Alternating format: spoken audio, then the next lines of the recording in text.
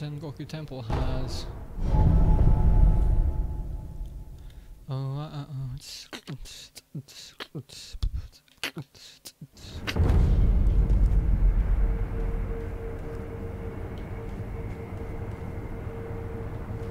A water pool I can swim in.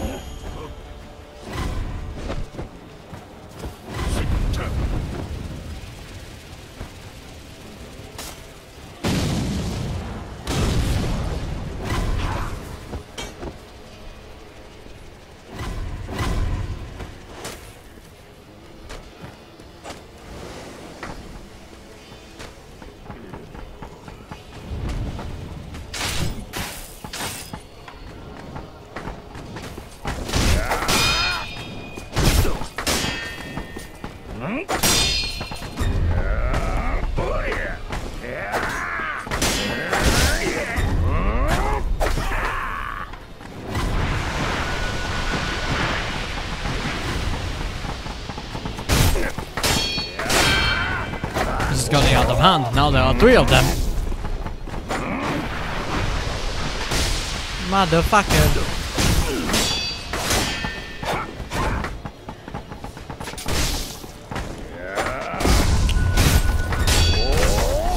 I'm not a big fan of this. I appear to be trapped.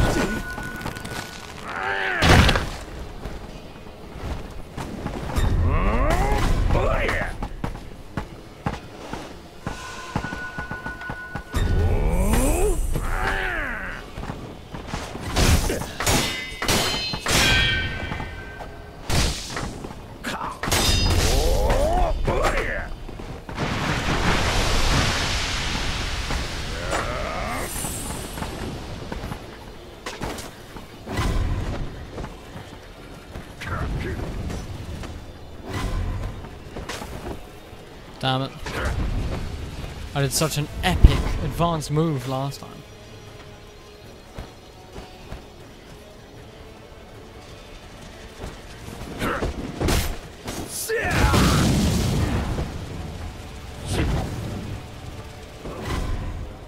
Now I can't do it. I'm pretty amazed with myself for doing it the first time.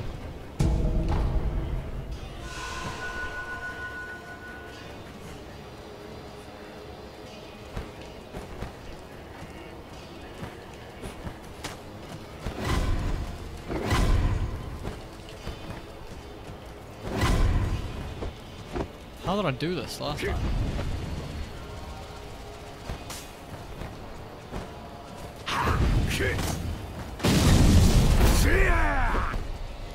No matter. There's more than one way up.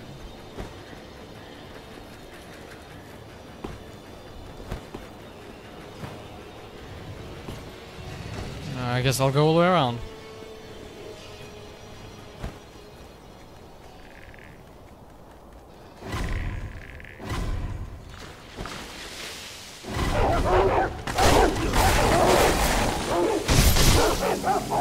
Oh, these bad boys are tough.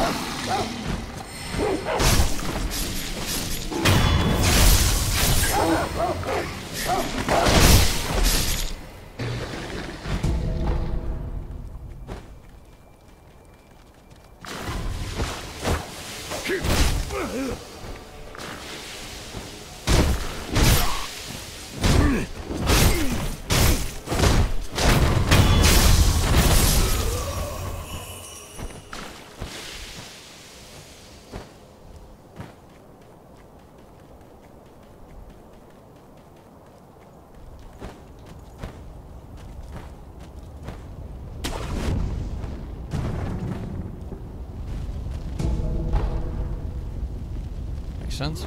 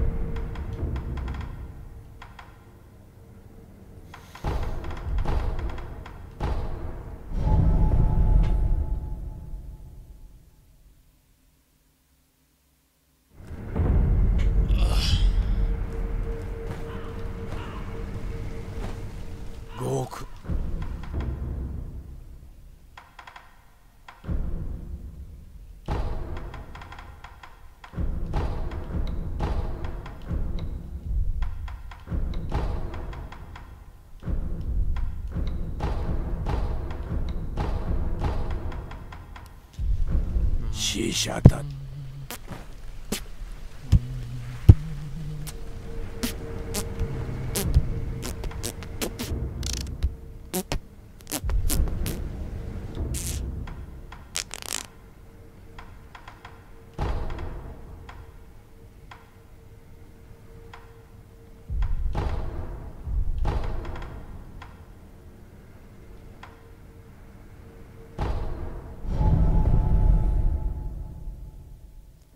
ラララダララ。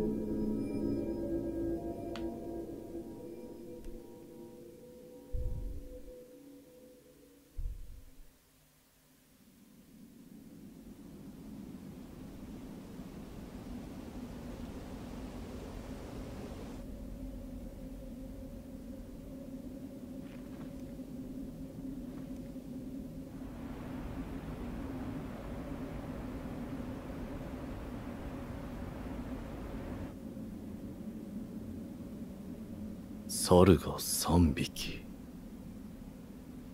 1つは空か。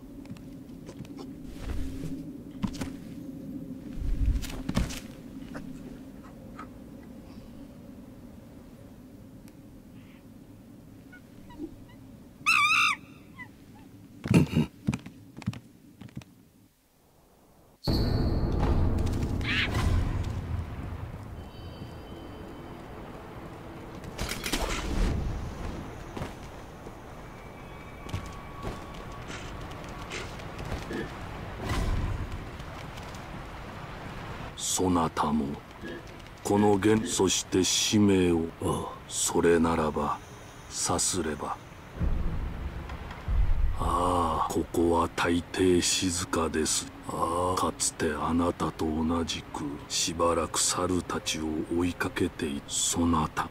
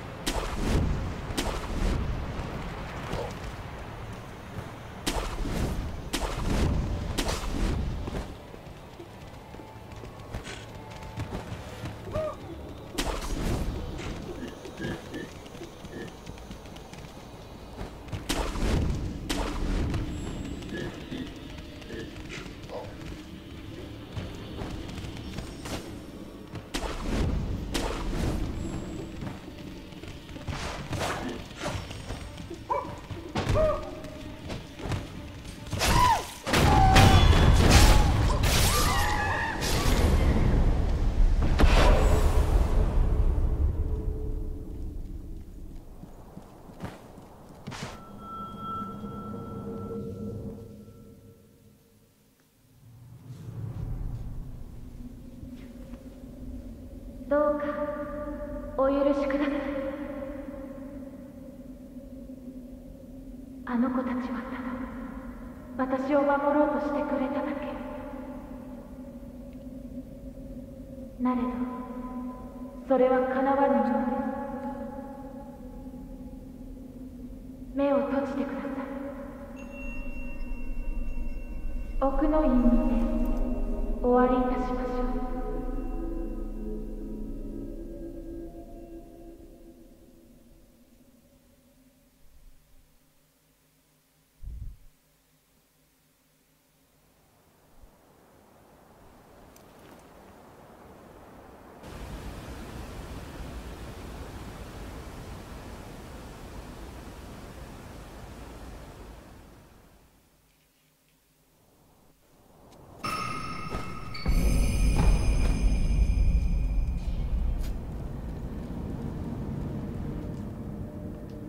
何故参られたのですか。不思議りを求めに。抜けぬ刀とご存知か。ああ。抜けぬとは抜いて帰った者がおらぬということ。それでも試されるのですか。抜こう。そうですか。わかりました。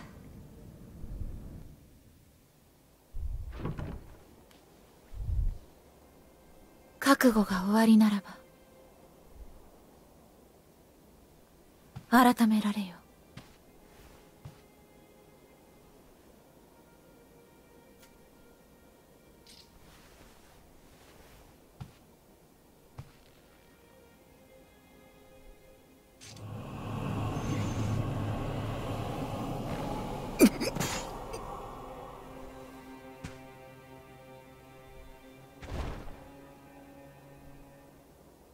なぜ皆死を厭わぬのですか。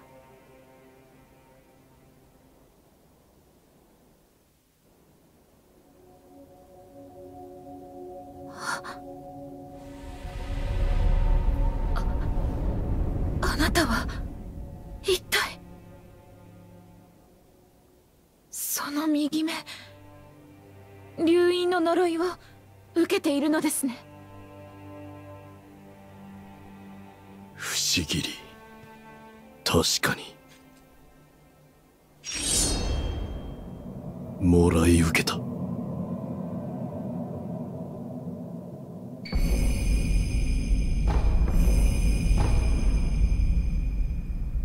あなたはああ。何故。戦況に竜不死立ち。なるほど。流因を断つ、つまり巫女は流因を厭われておいで。そうだ。巡り合わせとは。いいなもん。私は越智の巫女たちの一人。死なずの愚道者たちが作り上げた偽りの流因を持つものです。巫女たち。まほかふなすみはおてほ。これは米か。はい、お米は噛めば。巫女の忍び、ようこそ。受け取る。それお主に渡し。ありがとう。受けと。どう。私まだどう。すみません。さようなら。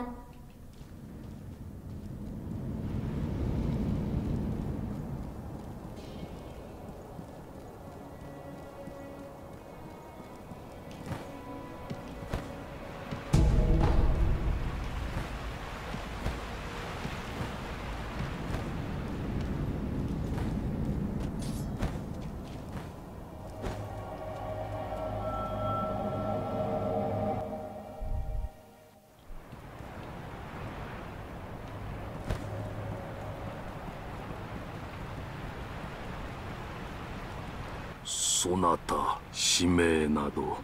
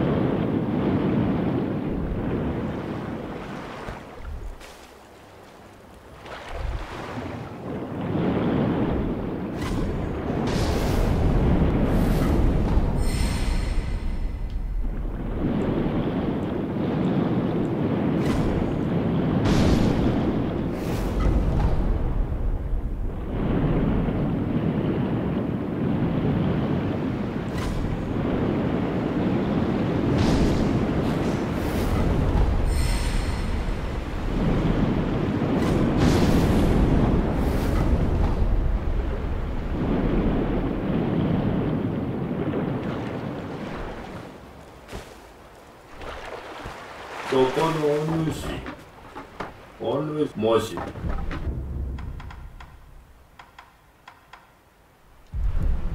お主我長いとおいお主はおい今度は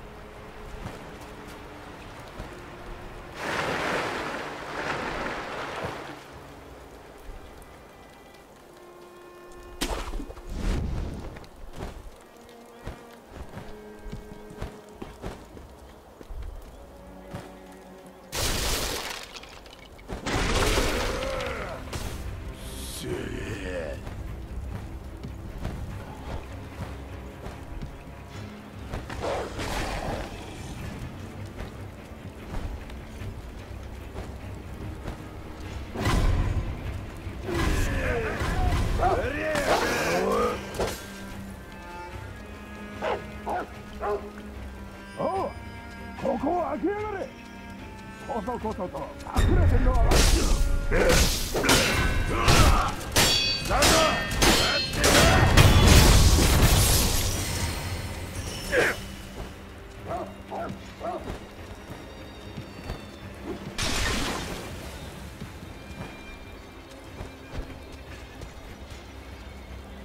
兄貴、次はこのお堂ですかい。いや、そこはいい。次に行くぜ。けんど、供え物でもあれば重蔵様に。やめんか。仏様には手出し無用。何度言やわかるんだ。怒らないで、タコでごめんよ。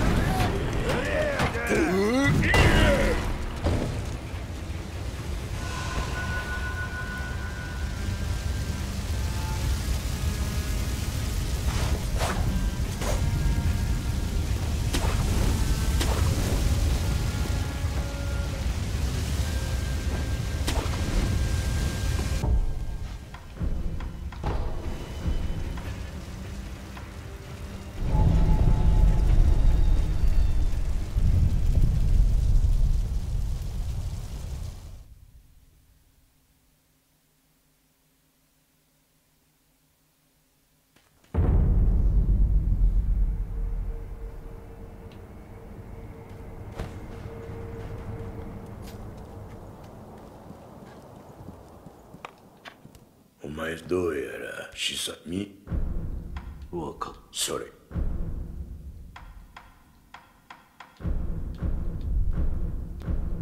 酒をもおお流泉かもらうとよくどエマにしゃエマ殿と長いああ戦じーっと面倒だからそしたらそれ共に芦名に役道元の養女、まあどう忍び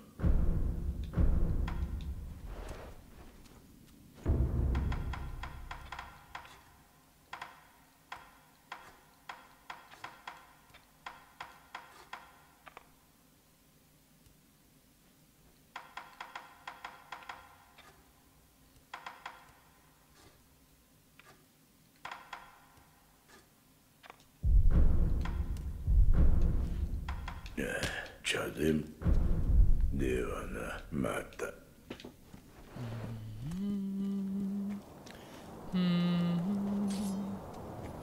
よう旦那、また商いが必要かね。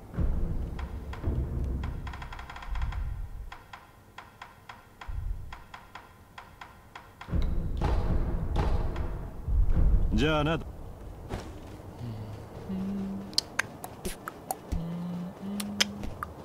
そこ不思議なら不思議り小方底本の腕のあ次に底本が来る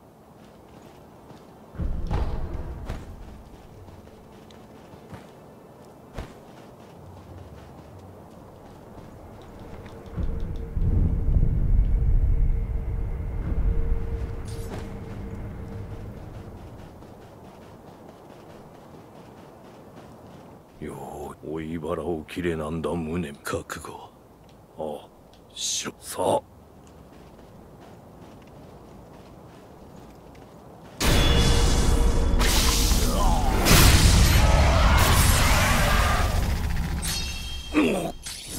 さらば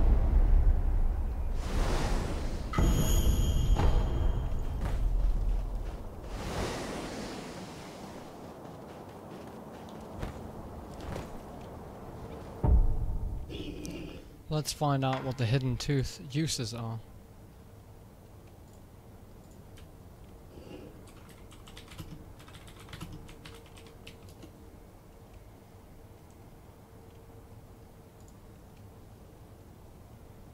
Okay, here's how to use the hidden tooth.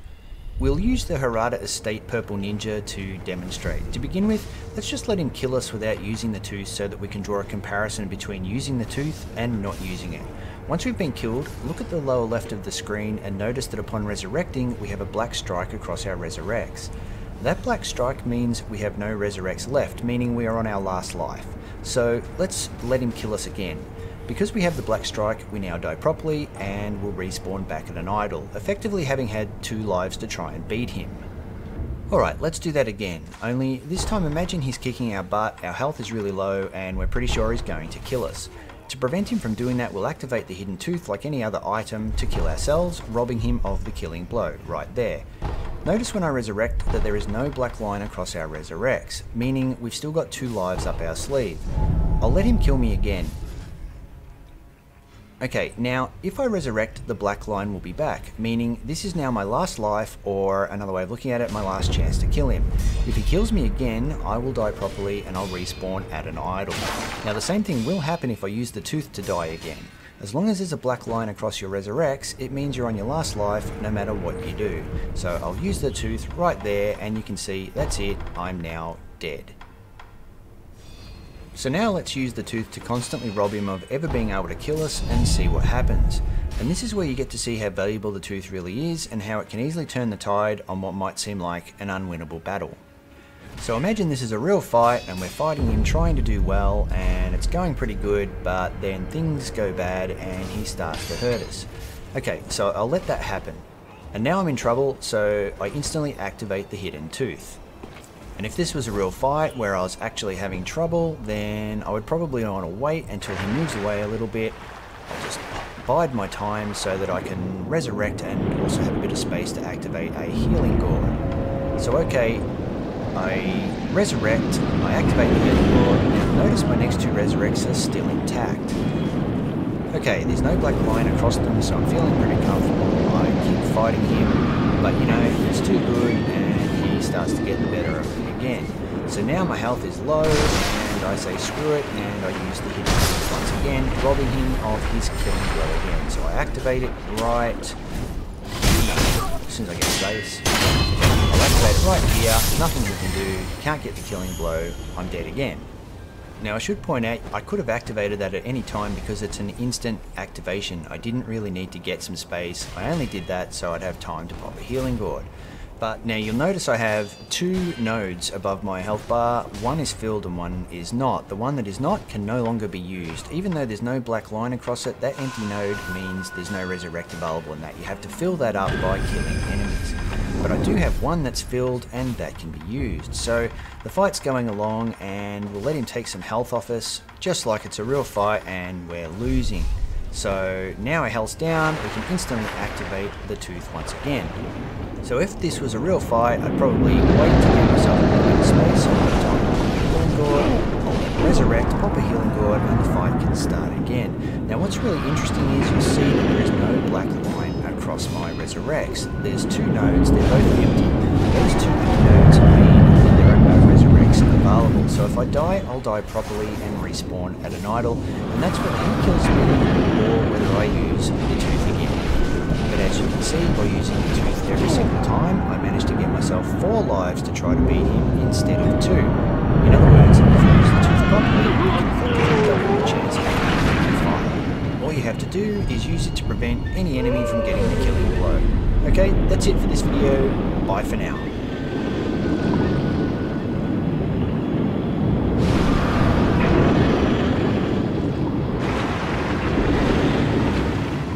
You're supposed to die to Genichiro at the start of the game, but what if you don't?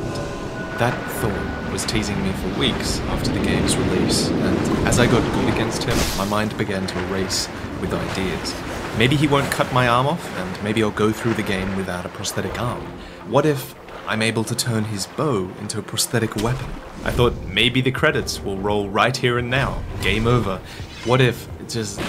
Oh. At least, there's a little bit of lore here. The Ashina combat style is all about victory at any cost, and Genichiro, using the ancient samurai cutscene technique, is definitely in keeping with that ethos. Shinobi know the difference between honor and victory. Bit of honor is coming with me. As you head into the Ashina outskirts, still thinking about how you totally beat Genichiro and it isn't fair, remember to head upwards and to the left as soon as you arrive at the cannon section. There's a memorial mob merchant up here who sells firecrackers for 500 sen, and it is one of the strongest prosthetic tools in the game. And as soon as you clear the cannon section, double back here before you fight the ogre. There's a merchant tucked away, and he's in a nook that you wouldn't really think to visit. Anayama, dressed in patches and tatters, will trade information for 150 sen before he upgrades his wares. His prized possession is the Phantom Kunai. It's this shuriken upgrade that you can purchase for 3,000 sen, and it takes a little while for you to work towards this, and 1 shuriken now costs 2 spirit emblems, but it's the best method you have really to do damage to enemies at a distance, and this is kind of good against bosses that require a little bit more health damage before their posture begins to fall. And Anayama's ambitions have only just begun. Do you mind finding out what the Ashina samurai want right now? You tell me that. I can sell it to them. The Ashina are low on salt, having used it a lot during their constant warfare. You can get this information on the bridge by the lake at the back of Ashina Castle. Next, he needs an assistant to help him loot the battlefield. There's a peddler named Anayama near Ashina Castle looking for help. You should give him a hand. A perfect companion for Anayama to manipulate is Kotaro, a gentle giant found early on in Senran Temple. Give Kotaro the red and white pinwheel, and he'll come around to the idea. Alright, I'll do it. I'll go and see.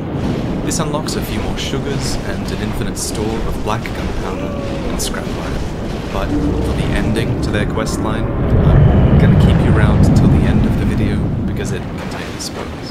To the right of the cannon is a drop down to a ledge containing a bunch of good items. More interesting though is this bit of snake skin hanging from a tree. It's a great little piece of environmental storytelling, and it tells you that the snake really gets around this area. A couple of tips in these videos are going to be lifted from popular speedrunning strats. The most useful one I've found so far is this way of dealing with the chained ogre. So you crush a gachin sugar, walk up to this brazier, and then take a sharp left. This enables a backstab while he's still chained, and it's a good idea no matter how experienced you are, because let's be honest, we've all been hit by this grab attack. After you defeat the ogre, you can actually take a fairly pointless shortcut to Headless, if you like.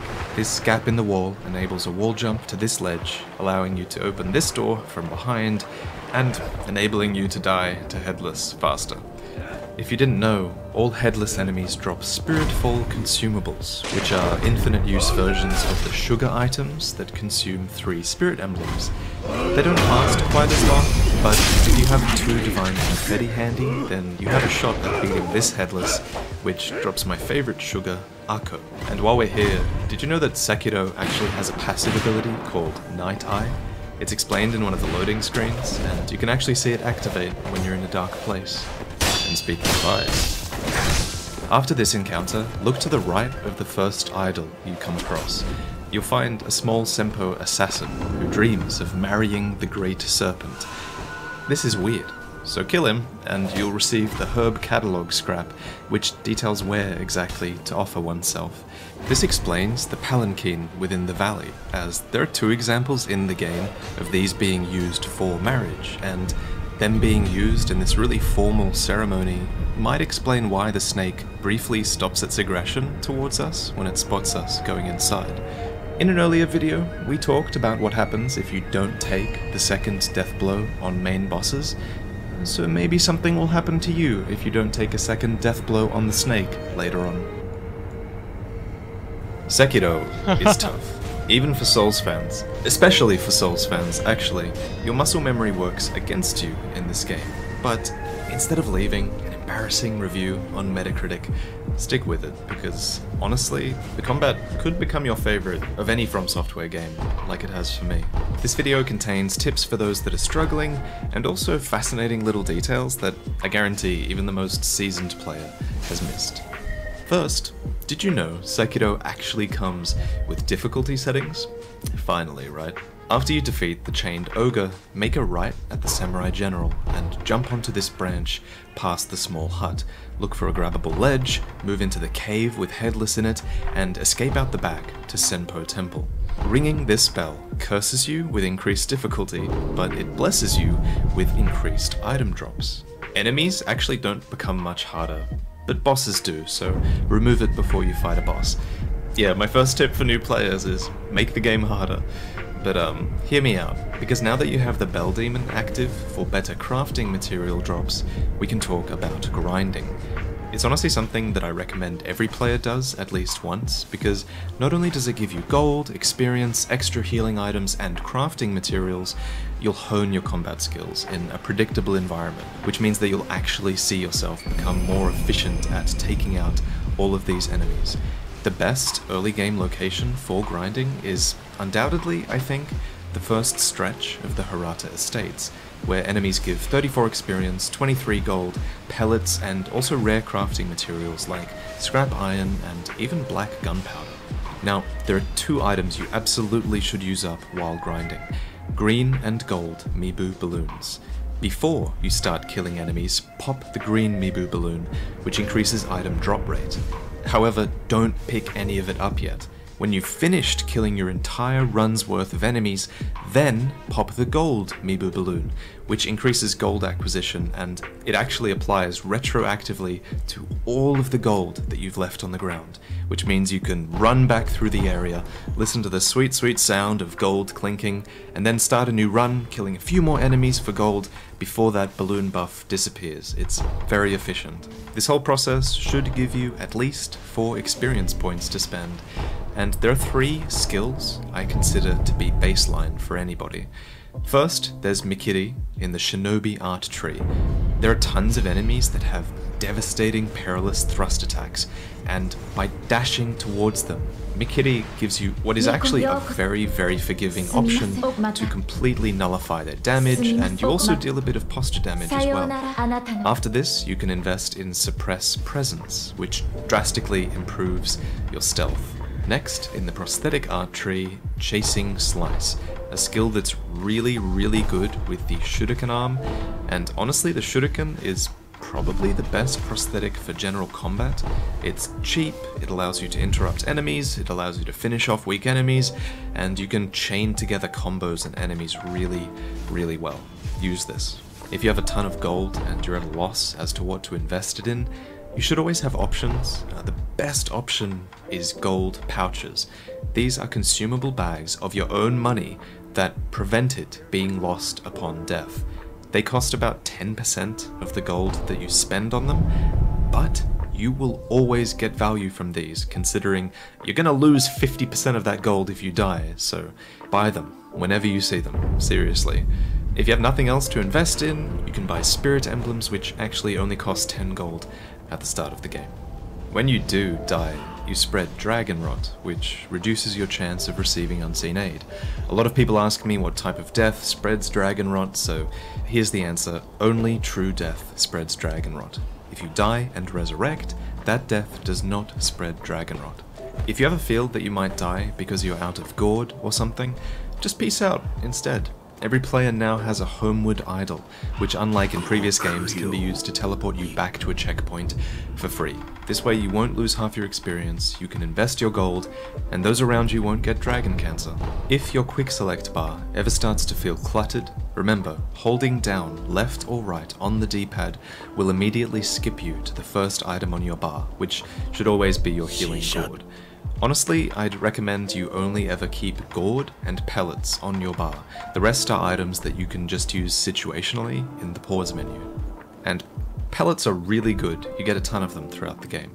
Of course, you may not like where your buttons are for heal, and I can't blame you, the controls are a bit strange. However, everyone can now rebind buttons at will, and most players, I think, will prefer having triangle or Y as heal, and up on the D-pad to switch prosthetic weapons instead. This lets you move around with the left thumbstick and heal at the same time. Speaking of button presses, have you ever wondered what happens if you don't take the second R1 death blow offered on main bosses? This happens. If you ever died an embarrassing amount to a boss looking at you, Lady Butterfly, now you can show them what it's like to die over and over again. One button that I guarantee most of you haven't pressed is triangle or Y when you're in the travel screen. This opens up an antique map, which is this beautiful little piece of art that expands as you explore more areas. But in order to explore that map, you're going to have to be good at combat. And to follow, here are 10 powerful, underappreciated mechanics that exist in combat. These are things that struggling players need to know and that even experienced players might be overlooking. First, consider resetting stealth if you get spotted. Hop a few fences, stay out of line of sight for a little while, and sometimes, with enemies like the Chained Ogre for example, they'll actually turn their back on you as they return to their standing point, which puts them in a position where a stealth kill is possible, where usually they weren't even possible before. This strategy works pretty well against mini-bosses like the Shinobi Hunter or Juzo, bosses that have a ton of smaller enemies that you're going to want to stealth kill one at a time before engaging them. Now, while stealth can get pretty cheesy, combat is anything but. These first few days have been full of Souls fans realizing that they can't get away with Dodge R1 anymore. I do want to confirm though, yes, iframes do exist. They exist on jumps and they exist on dodges, but enemies now have far better tracking, because you're supposed to be deflecting these attacks. In a way, most attacks are supposed to track you and hit you, so don't dodge through them. This is a game about clashing swords, and the only time you should be spacing enemies is when they do perilous attacks, or if you're facing multiple enemies. Standing face to face with an enemy is no longer a dangerous position to be in. And a mountain of positive effects are baked into blocking. Let me show you them. What you're seeing here is attack cancelling. enabling a block as long as the actual swing isn't in motion. This is why it's important not to spam R1 attacks like you can in Souls games. This will cue your attacks, you'll do more than you intend to, and it'll make it harder to block cancel. Instead, consciously tap R1 once every time you attack, so that you're always fully in control this way. Your enemy will eventually power through your assault, and you will be ready to start blocking at a moment's notice. Few new players understand just how powerful a tool blocking is. It prevents all damage, it can be used to inflict posture damage, it comes out at a moment's notice, and you can also recover posture twice as fast while blocking. Look at this. So, if you don't need to move out of the way of anything and you're just waiting, block should be your standard position. I learned a new Super mechanic! OP technique that few people are utilizing is repeatedly tapping block as fast as you can while being attacked. It repeats so fast that it's actually impossible to get hit through it, and it also gives you a decent chance at deflecting a blow. Don't do this all the time, obviously, you still have to think, but if you're ever feeling overwhelmed by a flurry of attacks, you can just spam tap block and try to keep up with them. At best, you deflect some attacks. At worst, your posture gets overwhelmed, and bear in mind, most enemies can't even necessarily capitalize on breaking your posture, so you might not even take damage if you roll fast enough. Another reason spam tapping is important is because of another mechanic called consecutive deflect, which increases the posture damage you do for deflecting multiple hits in a row. Many enemies have flurry attacks. These are attacks that are a huge opportunity for you. You want to see flurry attacks. Sing the pacing in your head. For example, this enemy is 1, 2, 3, 4, 1, 2, 3, 4, 5, 1. And now I'm actually happy to see this attack coming my way. Sekiro is, in no small way, a rhythm game. If you do take an unblocked hit, you'll actually notice your character falling off balance. This stumble can be resolved by blocking or dodging, and as you can probably guess, blocking is better.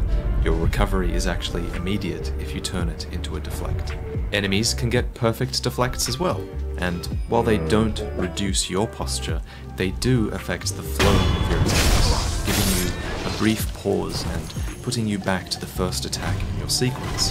Enemies can use this pause to run a combo of their own, so if you notice them starting their own combo, just let it happen. Go on the defensive. Combat is now about trading offense and defense. Defense is just as big an opportunity as offense is. Another opportunity you're probably not making use of is your jump kick. So basically any enemy can be double jumped on, enabling a tiny bit of damage with double R1, but something that most players overlook is that you actually deal a ton of damage if you jump kick a perilous sweep attack. Look at this. So next time you intuitively jump away from an enemy, jump on them instead. Finally, posture is linked to your health. When a posture bar is glowing red, it means health is low, posture will regenerate slowly.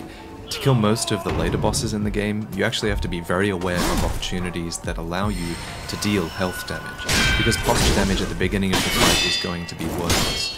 One such example of this is against Lady Butterfly, who suffers greatly against repeated dodge attacks and shuriken throws when she's jumping between lines. If you're appreciative of any of these tips, or maybe you're running low on t-shirts or hoodies, then consider checking out the merch section down below the video. A lot of you guys mentioned last time that you wanted a light version of the last design we made, and my artist and I have obliged. Demon Vitavidia now looks good in dark t-shirts with a sort of Miami sunset behind them, rather than clips. I priced it as cheap as I could make it. All of the weapons should look familiar to you if you're a Souls fan, so hopefully that you feel like you're sort of repping the things that you're passionate about, you know? That's what I would want to wear in a shirt. So that's what I made. I'll see you in the next one, or on Twitch as we continue my blind playthrough of Sekiro. Link below, follow the stream. If you're wondering what I think of the game, I don't want to jump to conclusions, but if it continues at this pace, on this track, I think it's going to be my favorite From Software game to date. The only thing I'm worried about is replayability, and I really want to know what you guys think of the game down below. Do you think it's too hard, too easy? Your first death blow on Gyobu refills a resurrection, which you can use to get an extra line of dialogue out of him. Quite a few main bosses react in this way. Astonished that you're still able to stand, he says, "Still you stand? Genichiro has many burdens, and I consider you one of them!"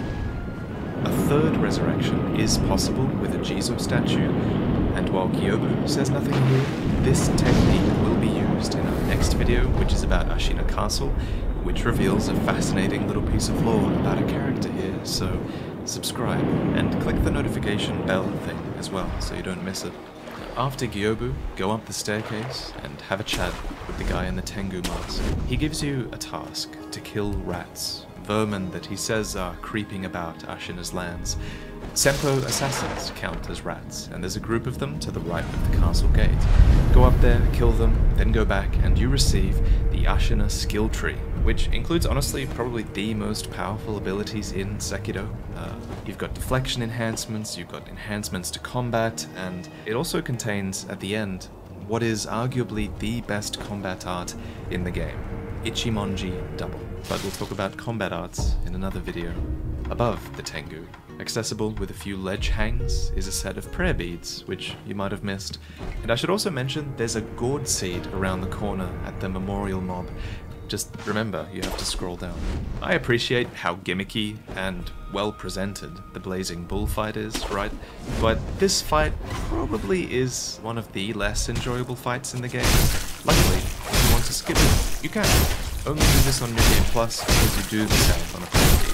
So you hop up to this guard tower, ledge jump, and this wall, and grapple off the ledge. Go to the top of the roof, run off at this exact angle as late as you can, and sort of curve your character around the tree. Take your second jump right here, and pray. You know what, after doing this like for 20 minutes, I think I'll just fight the bull next time. To reward your prayer and your devotion, you arrive at this old woman right after the skip, actually. Show her how devoted you are by consuming all of your important items in front of her. As a reward for praying, you get other items of equal value. The third prayer does net you some divine confetti, which is a pretty rare item this early in the game, so it's worth it for that. On the bridge opposite this woman are two really nondescript soldiers. It's easy to run past them, but don't, because one of them actually drops the gatehouse key, which you can use in the reservoir to loot Gyobu's broken horn.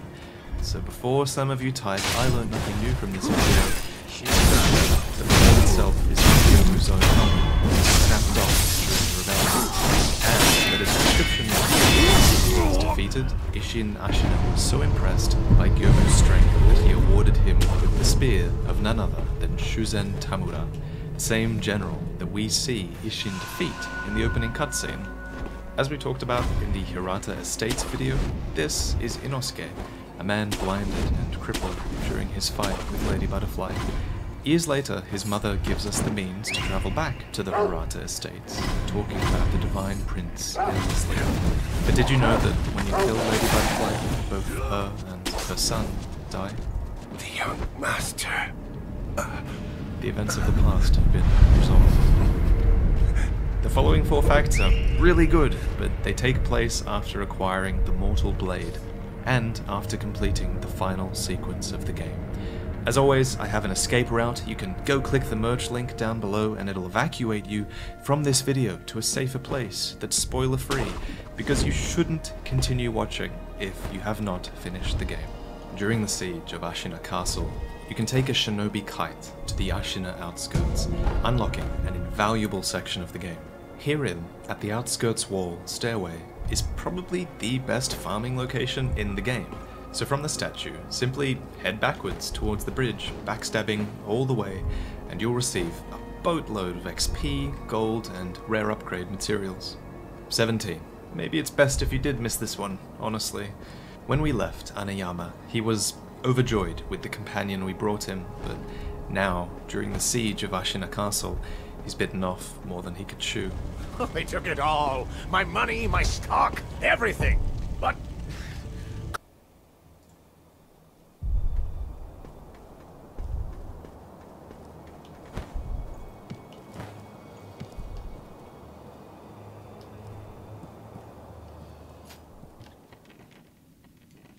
一心様、天狗がまた現れぬか、エマは案じておりますよ。エマよ。はい。源一郎がいずれ現れるじゃろう。不思議のもう一振り、それを使うためにな。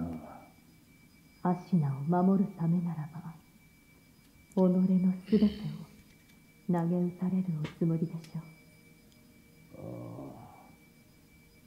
う。我が孫ながら見事な覚悟よ。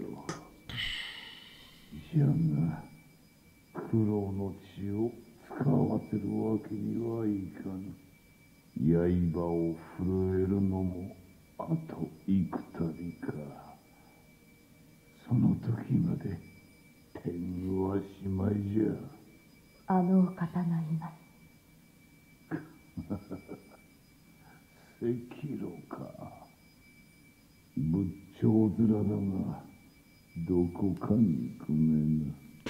あやつは実に面白い。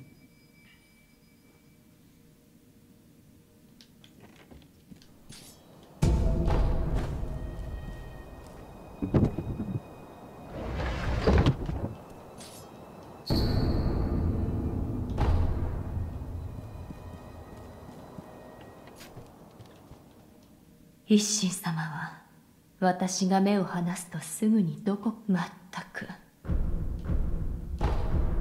ではおぬそれがお主の心配顔か。じじいはここにいろとエマがうるさい。ゆえにこうしておるだけじゃ。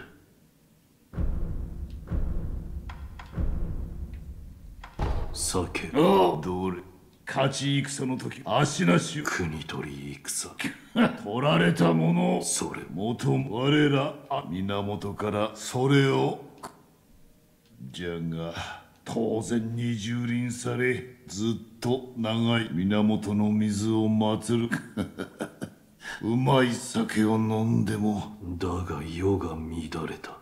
日の元の乱れがこのひとたびは好機だが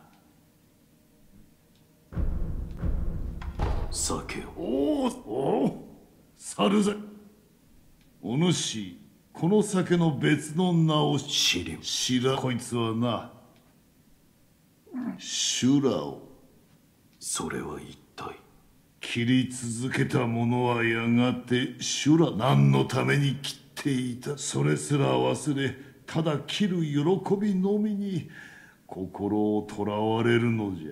お主の目にも修羅の影がある。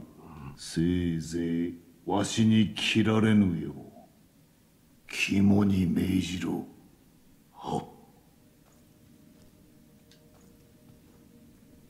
迷うそれが一心様はでは